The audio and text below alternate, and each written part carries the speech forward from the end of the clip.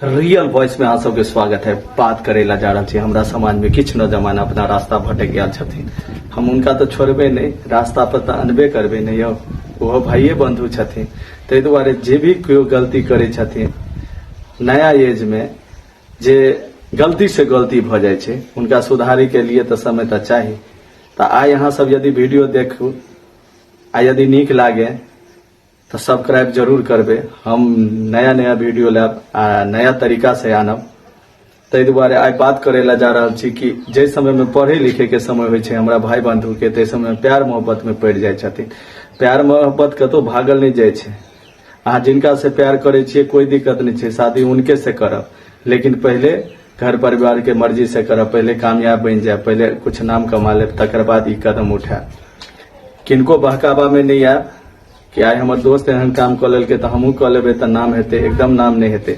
आ वही माता पिता के बारे में एक बाजी जब रात में सुते छी तो वही माता पिता के बारे में जरूर सोचब कि हमर माँ हमर बाबूजी कते मेहनत से हमरा एहि मुकाम तक पहुंचलखिन।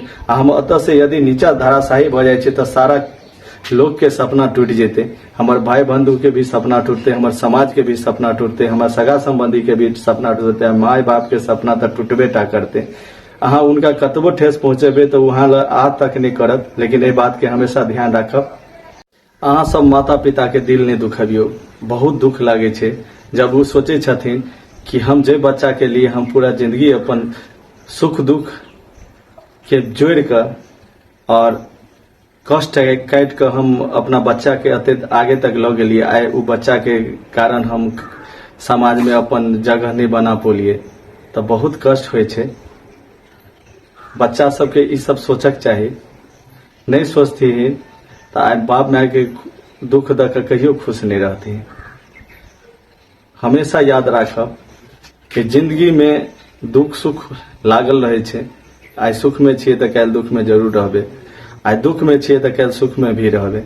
तै दुआरे हमेशा याद राखू कि हमरा समाज में नीक काम करे के है, नाम कमाए के छे, बहुत तरक्की करे के छे। और जीवन में शादी ब्याह कोई बड़ा चीज नहीं छे। अहाँ जब चाहबे जिनका से चाहबे अहाँ के शादी भ सके, लेकिन कामयाब नहीं बनबे तो क्यों शादी नहीं करत। तै दुआरे कामयाब बन ही टा पड़त और माँ बाप के नाम रोशन कर ही टा पड़ते। माँ बाप केना सिंचने छे पता छे। जहिया अहाँ पैदा भेल हेबे छठियार के दिन बड़ा भोज भेल हेतै कि हमरा यहाँ बेटा पैदा लगे, ई बेटा हमर नाम रोशन करते। ओहि दिन ले एकदम नहीं, जवानी में सब कमाई छे खाई छे, वही दिन ले अहाँ सबके रखने है। जे समय बुढ़ापा हेते तो हमारा बेटा सहयोग करत। एक बात और कहेला चाहब कि अहाँ सब देश के भविष्य छिए। वीडियो बनबे छी, मेहनत से बनबे छी। अहाँ के कनको एहि बात से यदि अच्छा लगे तो अहाँ बदले के कोशिश करबे। अहाँ के जे छोट भाई बंधु है ओहो अहाँ के गलत चीज देख कर उ सीखे छथिन। ते दुआरे गलत तक कभी नहीं करब। बड़ बुजुर्ग के सम्मान तक छोड़बे नहीं, करबे टा करब। क्या तो बड़ बुजुर्ग के सम्मान के नहीं आशीर्वाद के प्राप्ति होय छे।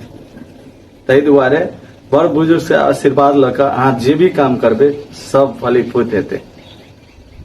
हर हर महादेव। यदि वीडियो अच्छा लगे तो लाइक जरूर करब, सब्सक्राइब करब आ शेयर करब। आगे हम और वीडियो लाइव देख कर बहुत मजा आवे वाला है हमारे वीडियो, क्योंकि हम आप तरह तरह के वीडियो बनाए अपना समाज के बारे में, अपना कल्चर के बारे में, अपना विधि व्यवस्था के बारे में वीडियो में बनल रह। हमारी यदि वीडियो आए तो कृपया इग्नोर नहीं करबे, कम से कम थोड़ा सा देख लेबे। हाँ, और रील्स तो देखबे करे छी, सोशल मीडिया पर भी रहे छी, लेकिन हम आज वीडियो बना रहा छी तो कम से कम हाथ जोड़ के निवेदन करे छी कि हमारे यूट्यूब चैनल के अहाँ सब्सक्राइब जरूर कर देबे। रियल वॉइस के नाम से हमारे यूट्यूब चैनल चले हैं। यदि अहाँ सब सहयोग करबे, मदद करबे तो आए यहाँ के बेटा भाई बहुत आगे बढ़ती।